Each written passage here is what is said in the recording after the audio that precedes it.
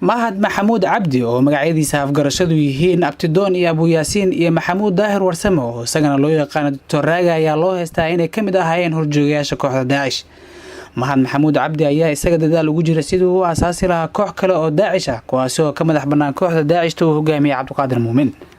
safar dheer ayuu soo galay sidii Soomaaliya uu soo gaari lahaa waxa uu haystaa dhalashada Ruushka uu muddo ku maqnaa waddankaasi waxa uu sidoo kale ku soo qaatay qayb kamid ah noloshiisa waddanka Syria isagoo ugu dambeyn ku biiray kooxda Daacish uu kamid noqdo kuwa ugu sareeya balse mar dambe oo isqabteen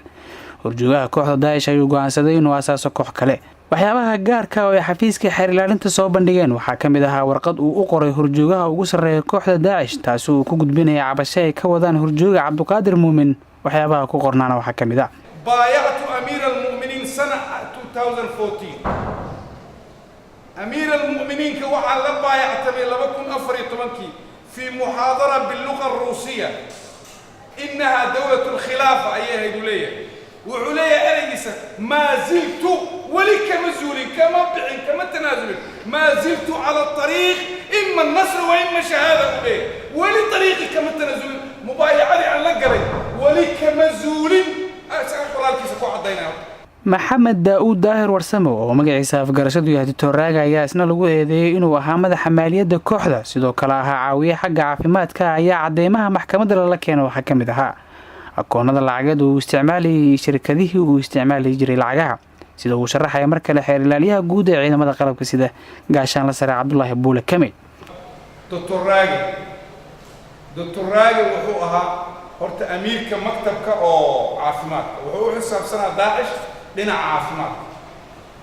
wuxuu kaloo ahaa ninka maaliyadda lagu soo diro ku-xigeenka xeer ilaaliyaha ciidamada qalabka sida Dhamma Muumin Xuseen Cabdullaahi ayaa maxkamadda ka codsaday in la marsiiyo ciqaab u dhiganta qodobada ay ku soo eedeeyeen sida ku qoran eedeena waxaa ku qoran qodobadii aayadkan ku soo eedeeyna aayadda 33 iyo qodobka 221 iyo qodobka koowaad ee xeerka ciqaabta ciidamada qalabka sida mudana gudoomiye garsoorka maxkamadda sharafta leh dadkaani maxkamadda taagan qodobka iyo aayaduba yani binasil kitaab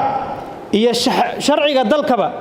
waxay ku mutaysteen ay ku mudan yihiin in la toogto dil toogasho lagu xukumo maxaa yeelay aayadda 33 waxay tilmaamaysaa qofka inta hub qaata ka hor yimaada يعني نظامك إسلامك هالكاس دجن ودسن أما ما تقانا فساد كل حوضا إلا الدلو بالنص الكتابي يكون متستن إلا توكتو وحيكون متستن حركة دلك ويال قضب كلاب بقلباتني يكون كم من نقشة كسور جيد قرن كأيد دجال ما يهو بيسن بل كم من نقشة ما أنا وهو جامياشي ودتك هو جامني مدن gudoomiye garsoorka maxkamadda sharafta leh labada eedeysane maxkamadda taagan ee la kala yiraahdo mahad maxamuud cabdi iyo maxamed daa'uud daahir labaduba diinta islaamkana waxay ku muteysteen in la toogto sharciga dalkana waxay ku muteysteen in la toogto sidaas awgeed waxaan maxkamadda si sharaf iyo xushmad ku jirta uga codsanaynaa inay maxkamadda ku xukunto dil toogasho maxkamaddu waa maasantahay qareenada gudooda eedeysanaha ayaa maxkamadda ka hor sheegay inaysan wakiiladooda diidaneen kamid ahaanshiyaha kooxda Daacish balse ay ka laabteen fikirkaasi waxaa ka soo baxay ururka Daacish waqti hadda laga joogo adiga 7 bilood asaga laakiin fursad ba uma heleen inay hadda maanaha dawladda soo dhiibay waqti asaga soo dhiibay fursad uma heleen asla markii asaga soo baxay hal bilaa ka soo wareegtay asla markii waa la soo qabtay marka marqaati iyo cadeyn ku filan ma hayno anaga maxkamadda sharafta leh waxaan ka codsanaynaa in muwakkiliinteena لا حرية دولة دبلوماسية. عديما يقولون ما كان داعش وصومرين وأنا كسرت فكرة دولة ووسطه. نديدن نفكرة كديدن نديال كديدن نومد وحا فكرة كبحبة نور بسيط وش غير سنة وش غير تري. gudoomiyaha maxkamadda darajada koowaad ee ciidamada qalabka sida gaashaan la sare Xasan Cali Nuur Shuute ayaa soo xiray fadhiga maxkamadda dhageysiga garmaqalka la xiriiray eedeysanayaal mahad maxamuud cabdi iyo maxamed daa'uud daahir intaas ayuu ku dhameystiran yahay maxkamadda ayaana go'aan ka soo saari doonta duulaahiiraan horjoogayaashan oo aan ahayn dad dhalinyaro la marin habaabiya ayaa doonayay inay maskaxda dhalinyaro Soomaaliyeed ay lumiyaan si ay u adeegaan argagixisaan arxan iyo aragti lahayn Cabdiqaadir Ciise warbaahinta qaranka